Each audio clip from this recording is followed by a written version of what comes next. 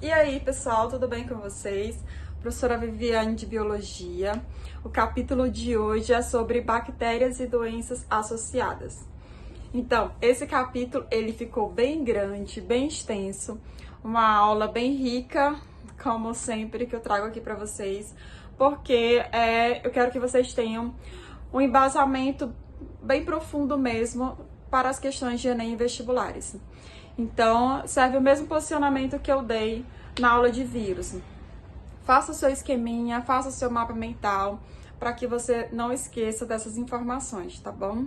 Então, bactérias é um assunto de hoje e elas são importantíssimas. Tem bactérias benéficas, mas na aula de hoje eu vou trazer principalmente sobre as doenças transmitidas por elas. E vocês sabiam que no nosso corpo nós temos mais bactérias do que mesmo nossas próprias células? Então, daí vocês tiram a grande quantidade desses seres vivos que estão presentes na nossa vida. E é isso, nos vemos na nossa aula pelo Google Meet. Até mais. Tchau, tchau. Vamos conhecer aqui as características gerais das bactérias. São organismos unicelulares, isso quer dizer que elas têm apenas uma única célula. Essa única célula pode ser encontrada no ambiente de forma isolada ou pode ser associada a outras bactérias formando colônias.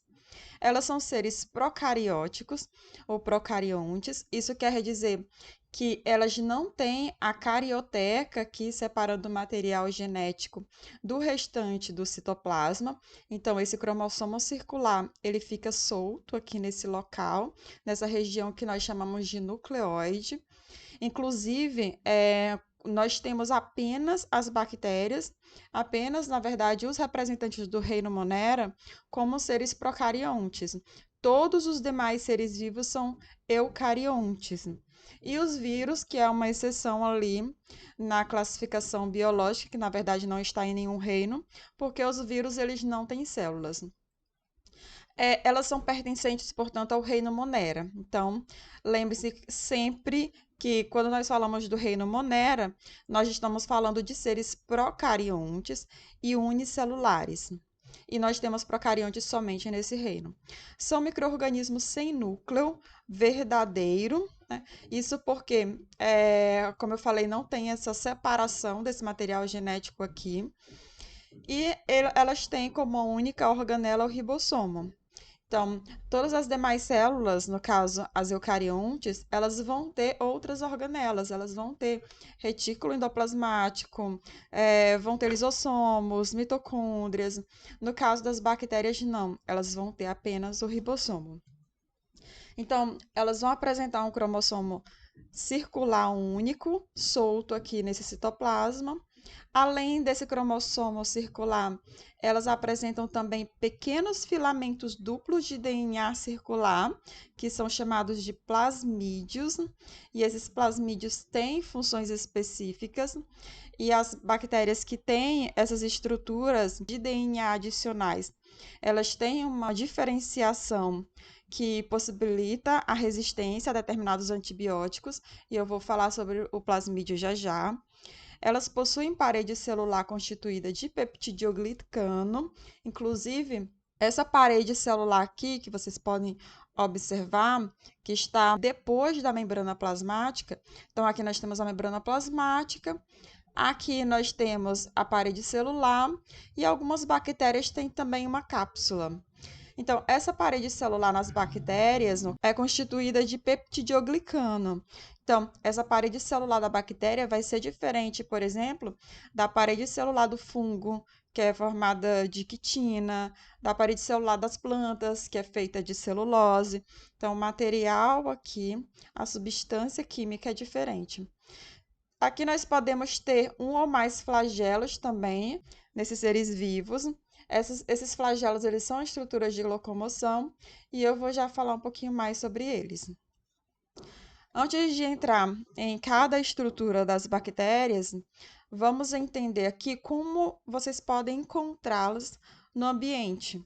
Então, no meio ambiente, nós vamos encontrá-las tanto na forma isolada, como aqui, por exemplo, formando cocos, bacilos, vibriões, tem o formato de vírgula, espirilos. ou nós podemos encontrá-las também na forma de colônias, como no caso dos estreptococos aqui, os estafilococos, que tem formato de caixa de uva, as sacinas. Então, quando eu falo de bactérias e de forma isolada, eu vou falar principalmente dessas quatro formas: cocos, bacilos, vibriões e espirilos. E aí, quando elas são encontradas na forma de colônias, as mais famosas são as conhecidas como estafilococos.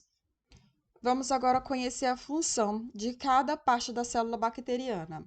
Então, certas bactérias elas vão apresentar aqui externamente à parede celular uma estrutura chamada de cápsula, que na verdade ela não vai estar presente em todas as bactérias.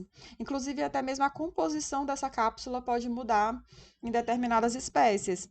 Por exemplo, em algumas bactérias, essa cápsula é formada por polissacarídeos, em outras só por proteínas, em outras são formadas pelas duas substâncias. Enfim, esses componentes da cápsula, eles vão ser produzidos no interior da célula bacteriana e a célula bacteriana vai secretando e esses componentes vão se agregando aqui do lado externo da célula. Então, a cápsula ela vai impedir a fagocitose por células de defesa, pode promover também a adesão, que é a união dessa bactéria em diferentes substratos, e também proteger essa bactéria contra a desidratação e choques mecânicos. Vamos agora conhecer a função da parede celular. Essa parede celular, ela vai ser um envoltório rígido, então vai dar uma rigidez, onde vai fazer com que essa bactéria ela tenha uma forma definida. Esse envoltório vai ser composto por peptidioglicano e vai fornecer proteção para essa célula bacteriana. Internamente, a parede celular, nós temos a membrana plasmática.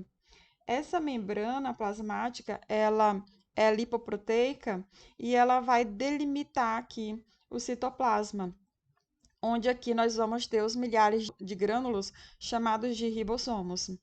E esses ribossomos aqui vão ser responsáveis pela produção de proteínas.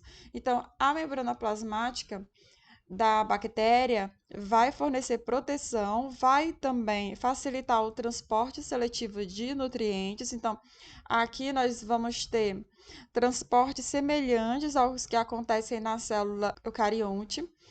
E essa membrana plasmática também vai fornecer ou favorecer a troca gasosa entre o meio interno e o meio externo, ou seja, vai ser responsável pela respiração celular. Eu coloquei aqui agora pile ou fímbrias, mas na verdade eles são um pouco diferentes. Isso porque as fímbrias vão auxiliar a bactéria patogênica a se aderir às células superficiais, por exemplo, do trato respiratório, intestinal, no momento da infecção. Essas fímbrias, elas geralmente são um pouco menores do que os pili. E também as bactérias, elas costumam ter muito mais fímbrias do que pili. Os pilis, eles estão em quantidade apenas de 1 ou 2, no máximo, por célula bacteriana. Essas duas estruturas, elas fixam as bactérias ao substrato e também a outras células, sendo que, no caso dos pilis, eles ainda são responsáveis por permitir a transferência de informação genética durante o processo de conjugação. Então, aqui ele faz um processo semelhante à reprodução sexuada no que diz respeito a promover a variabilidade genética. Mas nós vamos entender como é que funciona esse processo de reprodução, que é a conjugação, onde os pili participam, já já. Uma outra estrutura presente na bactéria é o citoplasma. Então, o citoplasma, dentro dele, nós vamos ter os ribossomos, como única organela, vamos ter também os plasmídios e vamos ter também um cromossomo circular único, que é esse aqui, que está nessa região central da bactéria chamada de nucleoide. O nucleoide ao invés do núcleo, no caso que as bactérias elas têm o nucleóide, e no caso das células eucariontes, nós temos o que nós chamamos de núcleo. O nucleóide ele vai ser a região citoplasmática onde nós vamos encontrar o DNA bacteriano, que é esse cromossomo circular. Então, o nucleóide é o nome da região. E a bactéria ela tem um único cromossomo, que é o DNA dela. Outra parte da bactéria que nós temos, que é muito famosa porque apresenta genes de resistência a antibióticos, é o que nós chamamos de plasmídio. Plasmídio, na verdade, é um pequeno DNA extracromossômico e ele, o interessante aqui, é que não é essencial à vida da bactéria. Então, muitas bactérias não têm plasmídio e vivem normalmente. Só que as bactérias que têm essas estruturas, esse DNA adicional, elas podem ter uma vantagem, podem ser genes responsáveis pela destruição de substâncias eventualmente prejudiciais à bactéria. Então, eles vão conseguir destruir substâncias presentes em medicamentos, por exemplo. E na superfície de muitas bactérias, há filamentos proteicos maiores do que as fímbrias, que são conhecidos como flagelos. Esses flagelos aqui vão atuar na movimentação da bactéria. Então, eles vão ser responsáveis pelo deslocamento dessas células. E agora, continuando aqui na morfologia da bactéria, vamos falar um pouco mais agora sobre a parede celular, que é essa estrutura aqui da bactéria que fica entre a membrana plasmática e em algumas bactérias também entre aqui a cápsula, porque a cápsula, como eu falei, não está presente em todas as bactérias. Então, essa parede celular, ela é importantíssima para o estudo da característica daquela bactéria. Porque existem dois tipos de bactérias.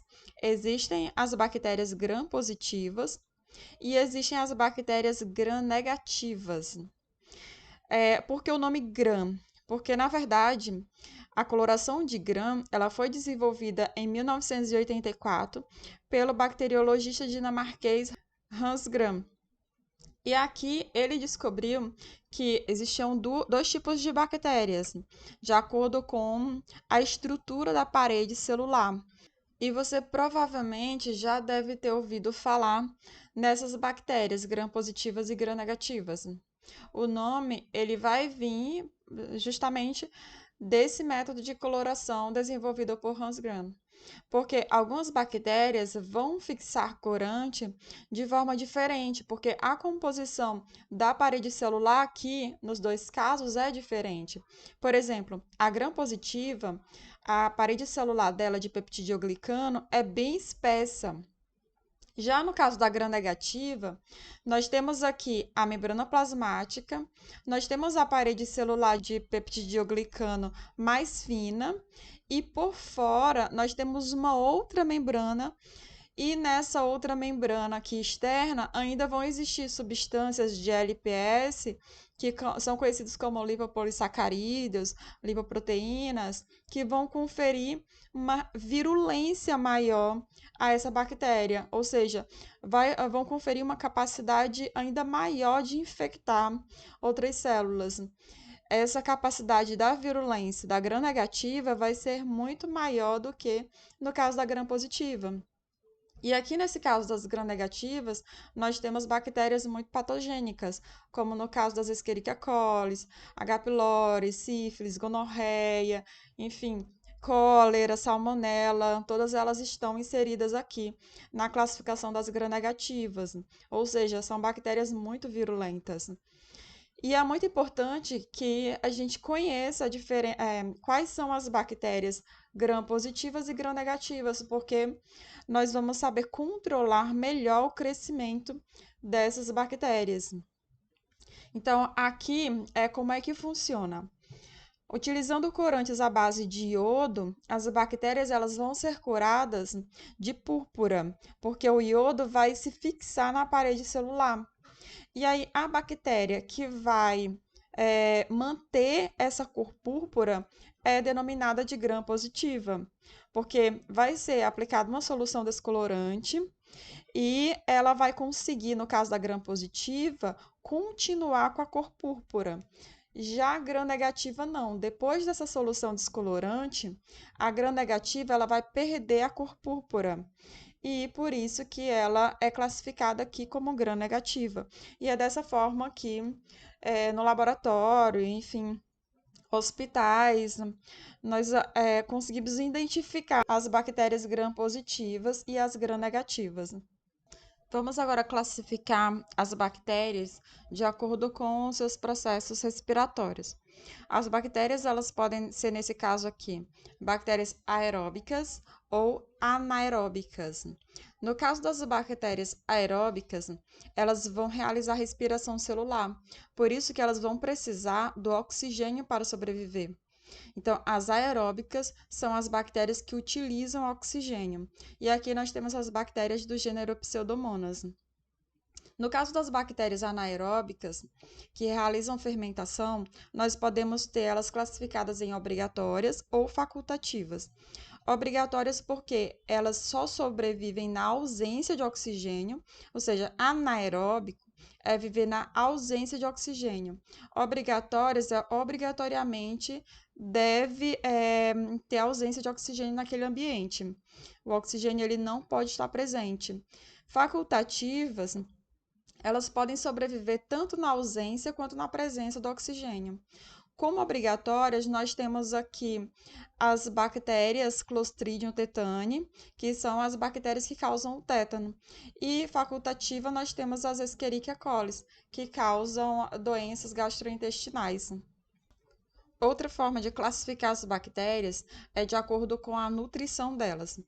As bactérias elas podem ser autótrofas ou heterótrofas.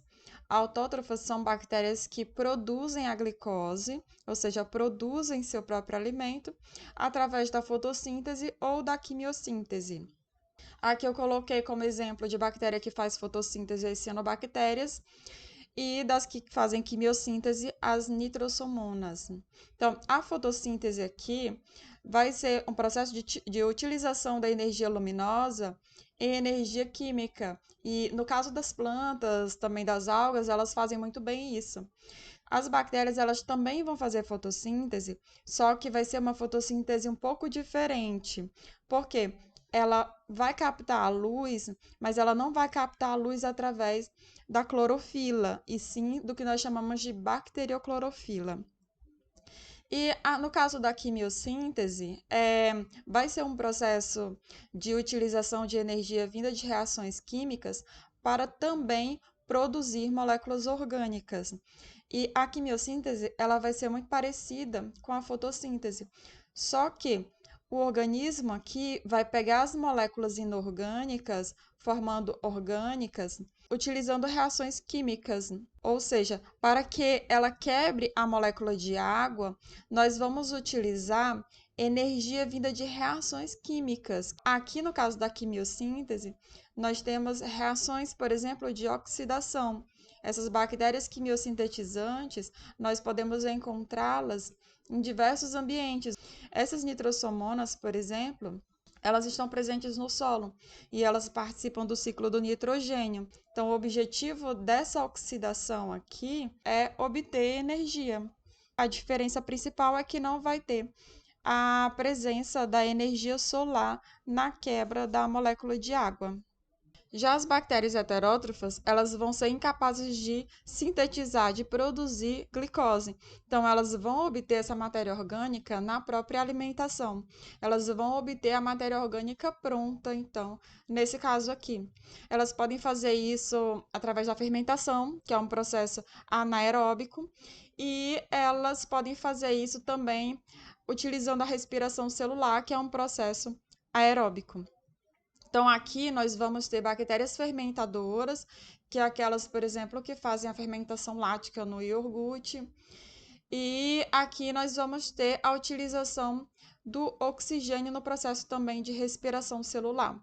Essas bactérias heterótrofas, elas podem absorver a matéria orgânica pronta de diferentes formas. Elas podem ser, por exemplo, saprófitas, ou também conhecidas como saprofíticas, que são as bactérias decompositoras, que vão se alimentar de matéria orgânica em decomposição. Nós temos também as bactérias parasitas, que são as que causam doenças. E nós temos também as bactérias simbiontes, que vão fazer o mutualismo, que é uma relação de benefício mútuo entre as espécies que nós encontramos lá naquelas bactérias do gênero Rhizobium, que são as que fixam nitrogênio e estão nas raízes das plantas leguminosas.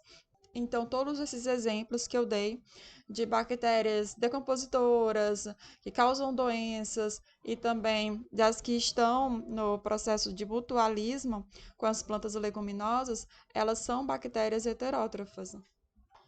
Vamos agora conhecer os tipos de reprodução bacteriana.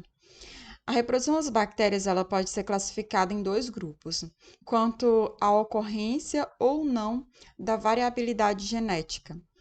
O primeiro tipo de reprodução é a reprodução assexuada. Aqui nós não vamos ter troca de material genético e por isso aqui não há variabilidade.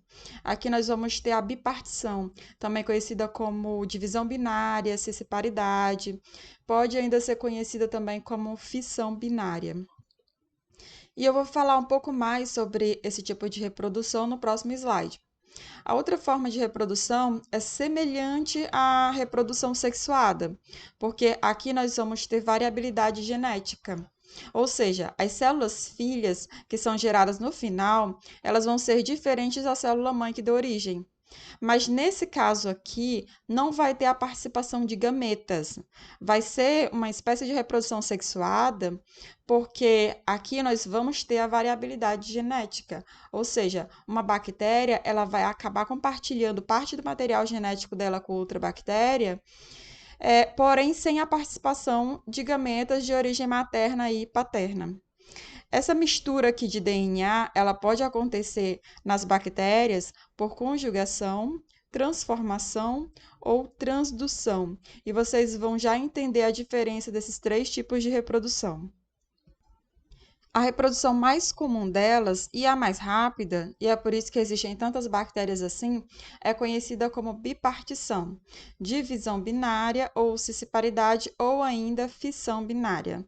Tudo é a mesma coisa. Todos esses nomes significam partindo em dois. E aqui as células filhas elas vão ser idênticas à célula mãe. Aqui nós vamos ter duas células filhas geradas a partir de uma célula mãe. E não vai ocorrer variabilidade genética. Então, aqui muito cuidado para você não confundir esse tipo de reprodução com a mitose. Isso porque as bactérias não fazem mitose, porque a mitose é a divisão do núcleo. E como elas não possuem núcleo, elas não vão sofrer a mitose. Aqui é um processo de reprodução assexuado, ou seja, a bactéria ela vai duplicar o seu material genético, fazendo uma cópia dele. Depois a bactéria vai alongar a sua célula e vai se separar em duas outras células. É uma bipartição, porque nós temos então uma bactéria se dividindo ao meio e formando duas bactérias filhas geneticamente idênticas à célula mãe. Qual é a desvantagem aqui nesse processo da bipartição? A desvantagem é que não há variabilidade genética, ou seja, se o ambiente modificar, então como todas essas bactérias são iguais, todas elas vão morrer. Qual a vantagem aqui desse tipo de reprodução? É um processo de reprodução rápido. Então, em um ambiente favorável, nós vamos ter uma multiplicação muito grande de bactérias, vamos ter um aumento populacional delas de forma muito rápida, em um curto intervalo de tempo. Essa é a reprodução assexuada. Agora vocês vão conhecer três tipos de reprodução sexuada que, como eu falei, não é a mesma reprodução que acontece nos animais. Não há trocas, não há união de gametas. Aqui nós vamos ter misturas de DNAs entre bactérias e nós vamos chamar de um processo semelhante à reprodução sexuada, porque aqui nós vamos ter variabilidade genética. E as três que vocês vão ver é a conjugação, a transformação e a transdução. Vamos entender primeiramente o que acontece aqui na conjugação. A conjugação, ela vai ser a reprodução mais famosa. Então, aqui nós vamos ter variabilidade genética, não esqueçam disso. Por que ela é a mais famosa? Porque ela é a que mais cai em questões de vestibulares. Ela vai ser feita tanto por bactérias quanto aqui por protozoários também. Então, nesse caso, vocês já sabem que, além do DNA circular, as bactérias elas podem ter um fragmento extra de DNA conhecido como plasmídio. E durante a conjugação, ela pode fazer uma cópia do seu material genético, pode fazer uma cópia desse plasmídio e transferir para outra bactéria através de uma ponte, que nós chamamos de ponte citoplasmática. E aqui nós vamos ter essa ponte feita utilizando o pili, que é aquela estrutura que eu falei para vocês, o pili sexual. Então, essa ponte vai ser utilizada para transferir o plasmídio de uma bactéria para outra bactéria. Para a bactéria que está recebendo esse plasmídio, isso vai ser excelente, porque ela vai receber aqui genes que elas não tinham, que essa bactéria não tinha anteriormente, que genes que estão contidos aqui nesses plasmídios. E para o nosso desespero, nesses plasmídios das bactérias, nós vamos ter vários genes relacionados à resistência aos antibióticos. Então, uma bactéria naturalmente resistente, que possui genes para isso, consegue passar esses genes para outras bactérias utilizando a conjugação, utilizando essa transferência de plasmídios através de pontes citoplasmáticas, utilizando o pili. Então, a conjugação ela vai acontecer, nesse caso, quando duas ou até mesmo três bactérias se unirem normalmente por essa ponte citoplasmática, através dos pilis sexuais, sendo os plasmídios passados de uma bactéria para outra. Então, aqui no final do processo reprodutivo, essa bactéria aqui que não tinha esses plasmídios, agora ela vai ter também. E, consequentemente, ela vai ter também os genes contidos aqui nesses plasmídios. Um outro tipo de reprodução que também vai gerar variabilidade genética é a transformação. Então, aqui, uma bactéria ela vai se romper, ela vai sofrer lise e ela vai liberar fragmentos de DNA no meio. Uma outra bactéria vai adquirir esses fragmentos, vai incorporar dentro da sua célula, vai incorporar esse material genético aqui do meio ambiente dentro do seu material genético e vai acontecer aqui uma recombinação. Ou seja, a recombinação ela vai ocorrer entre o fragmento de DNA, nesse caso aqui, e o cromossomo da célula hospedeira. Nós, seres humanos, nos aproveitamos dessa capacidade aqui da bactéria de se modificar com o DNA de um outro ser vivo para nós fazermos DNA recombinante do nosso interesse. Então, nós introduzimos aqui genes específicos nessas bactérias. Essa técnica, ela vai criar, por exemplo, os transgênicos. E acontece quando nós pegamos o DNA de uma espécie e inserimos nas bactérias para que elas produzam as proteínas daquele gene. Então, dessa forma, os cientistas eles conseguem produzir em laboratório bactérias que contêm, por exemplo, um gene humano da insulina. Então, essas bactérias elas começam a produzir a insulina para a espécie humana. E aqui vai ser em placas de laboratório. Então, a transformação é uma forma de recombinação bacteriana que nós utilizamos para o nosso interesse muito frequentemente. Mas aqui acontece também naturalmente entre bactérias no meio, tanto no organismo, no ser vivo, quanto no ambiente externo. O terceiro e último tipo de reprodução que vai gerar variabilidade genética é a transdução. Então, quando você estudou os vírus, você viu lá que nós temos dois ciclos, o ciclo lítico e o ciclo lisogênico. Lá vocês viram esses vírus aqui chamados de bacteriófagos. Eles acoplam nas células e eles injetam seu material genético dentro da célula. Esse material genético aqui do vírus vai controlar a célula bacteriana e vai fazer essa célula trabalhar para ele, produzindo tudo que ele precisa para construir novos bacteriófagos. Então, depois que acontece isso, ele rompe a célula hospedeira, ele rompe a célula da bactéria e vai contaminar outras células bacterianas. Então, esse bacteriófago aqui, na verdade, é um vírus que ataca bactérias. E acontece que, nesse caso da transdução, quando novos vírus eles são montados aqui, vocês estão vendo que junto com o material genético do vírus do bacteriófago, ele também se insere ao DNA da própria bactéria. Ou seja, na hora que ele romper essa célula bacteriana, alguns bacteriófagos vão estar carregando genes da bactéria também. Então, quando eles infectarem outras bactérias, eles vão levar consigo genes daquela bactéria anteriormente infectada. Por isso que essa nova bactéria, se ela não morrer com o vírus, se ela não acabar sendo lisada também depois da infecção, ela vai aqui adquirir um gene que ela não tinha, ou seja, ela vai ter variabilidade genética. Pronto, aqui nesse caso encerramos a parte de características gerais das bactérias. Terminamos falando sobre reprodução bacteriana. A transdução aqui vocês estão vendo que é transmitida por que acontece utilizando bacteriófagos. E agora vocês vão conhecer as doenças bacterianas. Então, aqui vocês precisam observar como nós vamos combater cada uma delas. Lembrando que as bactérias, diferente dos vírus, elas são células, elas têm metabolismo próprio. E nesse caso, vocês vão ver aqui, muito frequentemente o uso de antibióticos para matá-las.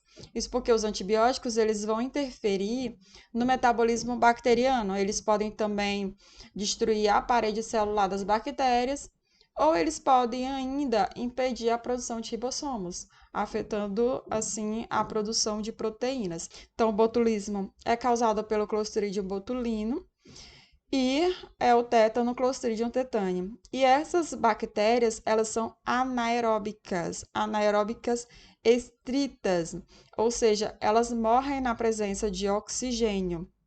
Então, vamos entender aqui primeiramente como acontece o botulismo. Como essas bactérias elas são anaeróbicas estritas, elas vão criar esporos, que são cápsulas de resistência.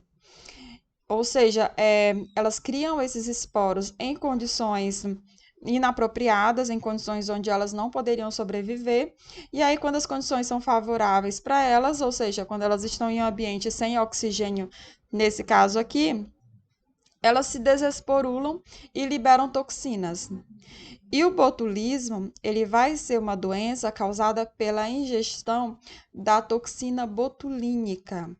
Então, aqui nós vamos ter uma intoxicação alimentar causada pela toxina botulínica que está presente geralmente em alimentos enlatados, como em embalagens estufadas. O maior perigo aqui é porque essa toxina ela vai bloquear a liberação da chamada acetilcolina aqui nas terminações nervosas. A acetilcolina ela é um neurotransmissor que ela faz a junção neuromuscular, fazendo com que a musculatura possa se contrair. Se nós temos uma toxina bloqueando essa terminação nervosa, bloqueando a ação da acetilcolina, desse neurotransmissor que faz a união nervo-músculo, nós temos então uma paralisia desses músculos. Se essa paralisia acontecer no nosso sistema cardiorrespiratório, nós podemos ter uma parada respiratória porque aí nós não vamos ter a movimentação do diafragma, por exemplo, e nesse caso a pessoa ela pode acabar falecendo por conta dessa doença. Em contrapartida, agora você entende por que a toxina botulínica ela é muito utilizada em procedimentos estéticos para paralisar aqui a musculatura da face. Isso vai evitar, por exemplo, a formação de rugas, porque ela vai bloquear o nervo que vai fazer aquele músculo se contrair. Por isso que a pessoa ela não contrai e aí não forma as rugas de expressão nessa região, principalmente da testa e dos olhos. Nós vamos tratar esse tipo de intoxicação com antitoxinas. E nós evitamos pegar o botulismo, evitando consumir alimentos enlatados que apresentem aspectos anormais, como, por exemplo, latas estufadas. E aí vocês viram aqui que ela também pode ser utilizada no tratamento estético, em pequenas doses. E aqui nós vamos ter o Botox.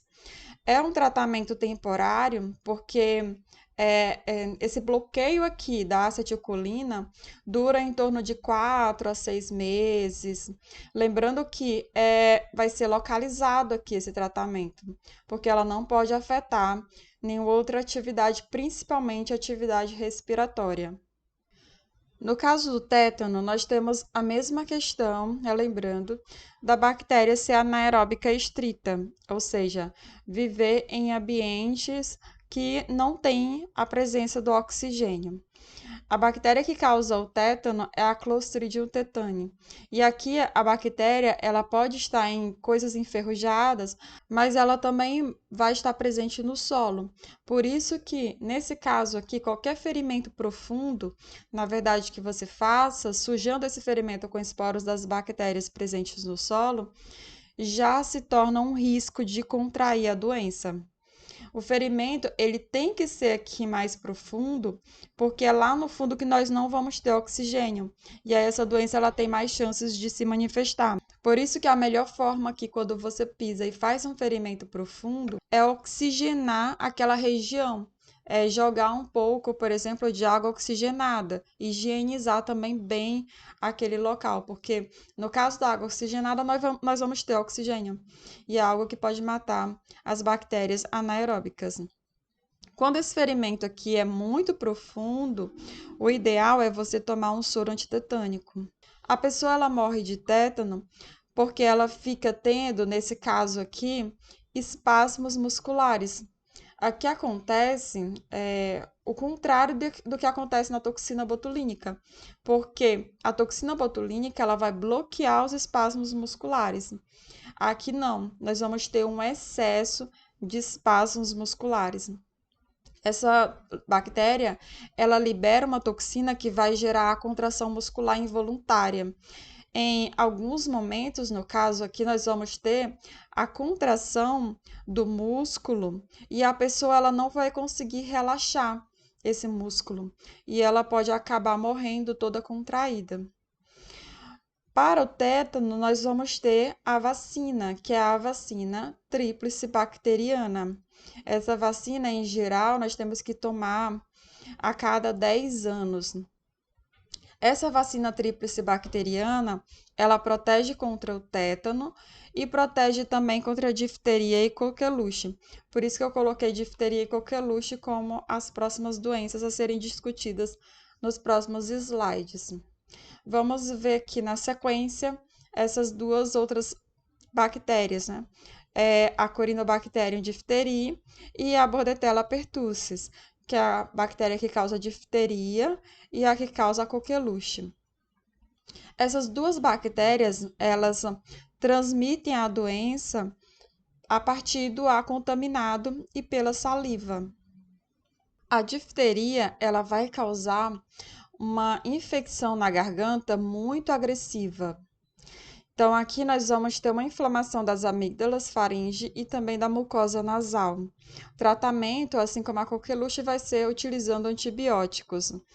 A prevenção vai ser com a vacina tríplice bacteriana. No caso da coqueluche, que é conhecida também como tosse comprida, porque causa uma tosse muito persistente, ela vai causar uma infecção nos brônquios e bronquíolos.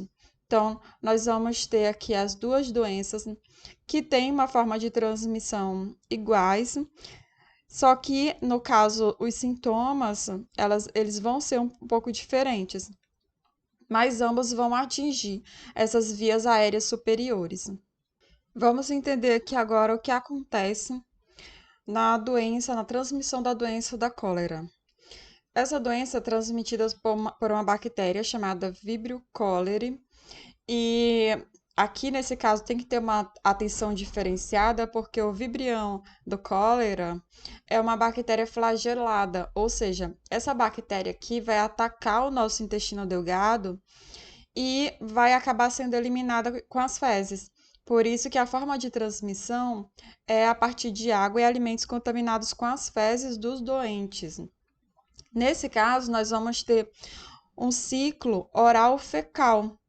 E quando nós temos esse tipo de ciclo em um local com falta de saneamento básico, nós vamos ter uma doença prevalecendo aí na população.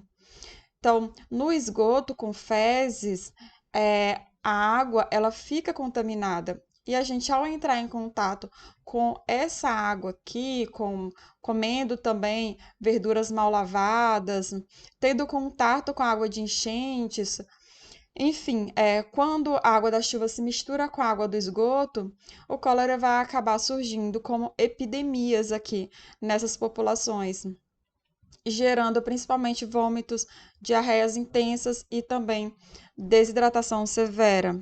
Os sintomas eles são causados por uma toxina produzida pelas bactérias. Aqui nós vamos ter medicamentos específicos para tratar a doença, isso porque não tem uma vacina muito eficaz, inclusive ela é de curta duração, e essa vacina ela só é recomendada para quem viaja para locais onde existe a doença. Então, aqui nós vamos ter que ter cuidado com água e alimentos contaminados.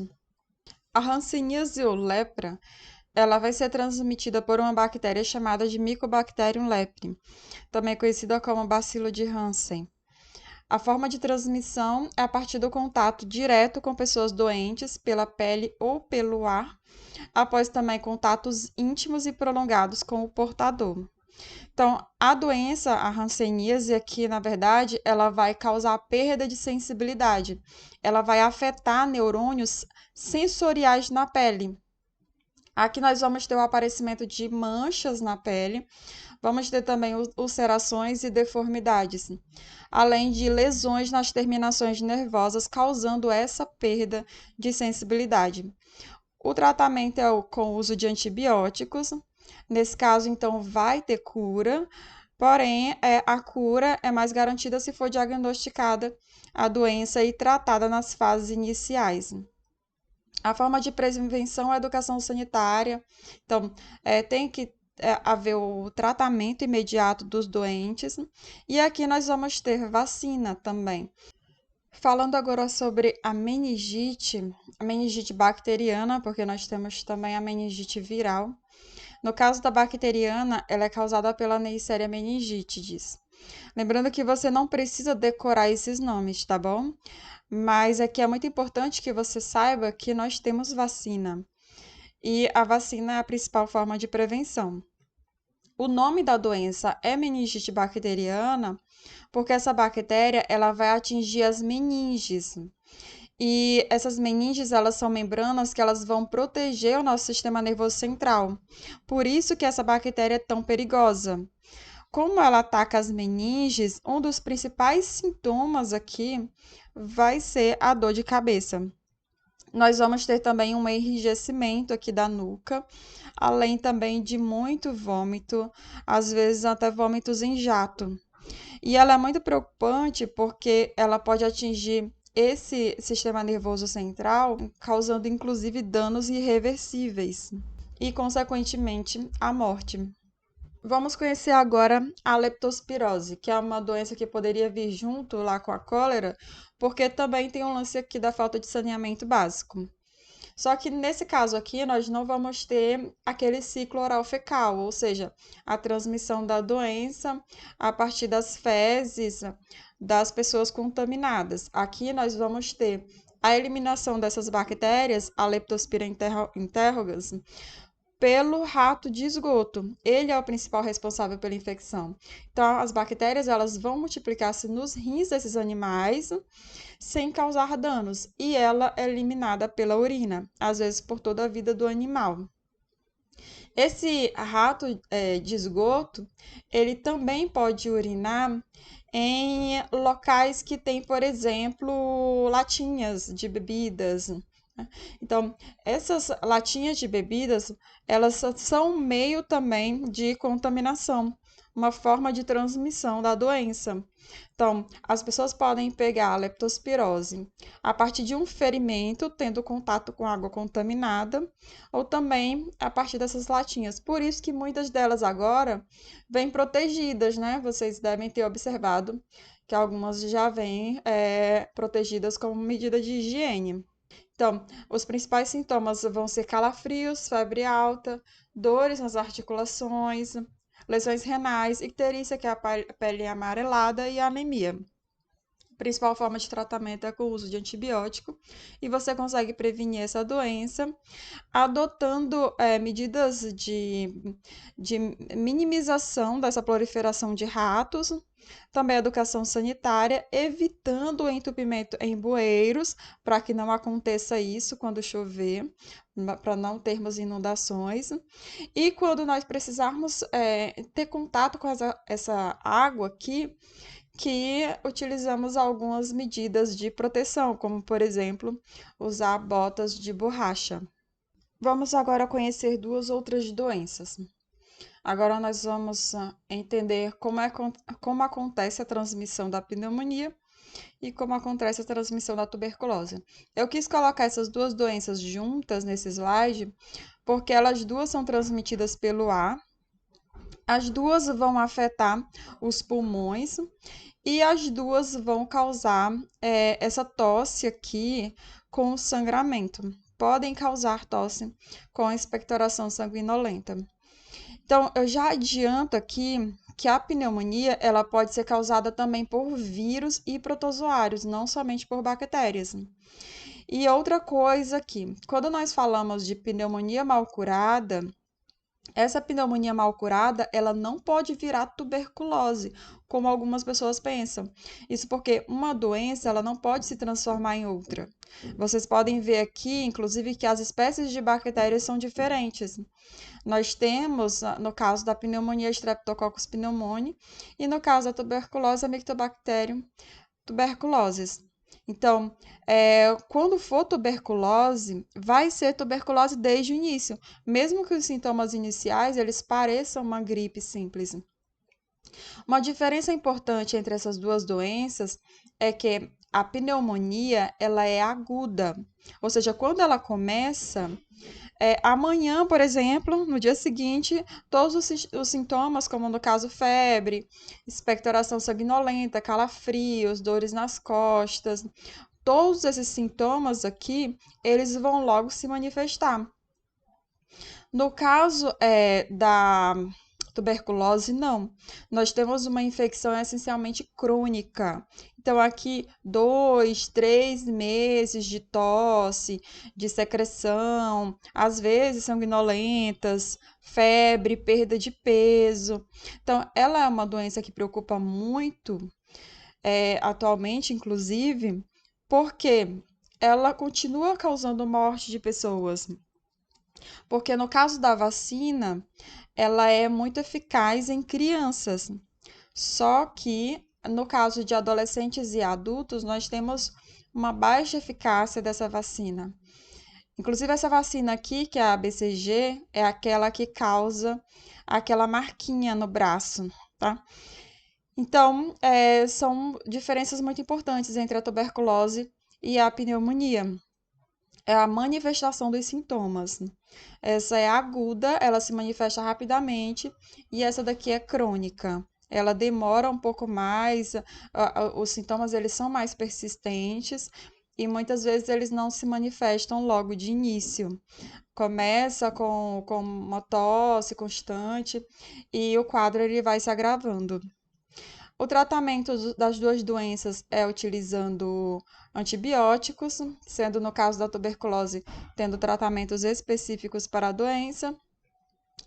E a forma de prevenção também é muito semelhante. Então, aqui nós não devemos permanecer em locais por muito tempo sem ventilação. Nós devemos verificar frequentemente os aparelhos de ar-condicionados para fazer uma limpeza periódica e também esterilizar carpetes e tapetes. E, é claro, evitar o contato com pessoas contaminadas.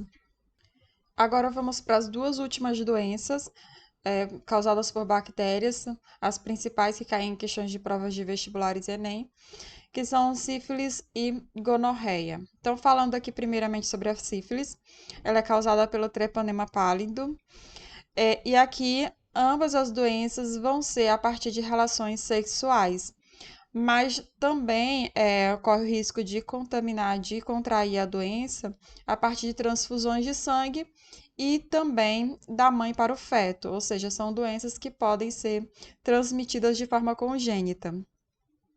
Os sintomas da sífilis são o aparecimento de uma ferida ou ulceração firme e dura aqui no ponto de infecção da bactéria, geralmente o pênis, na vagina. Essas infecções podem aparecer também no reto, podem aparecer na boca e posteriormente podem aparecer em outras partes do corpo.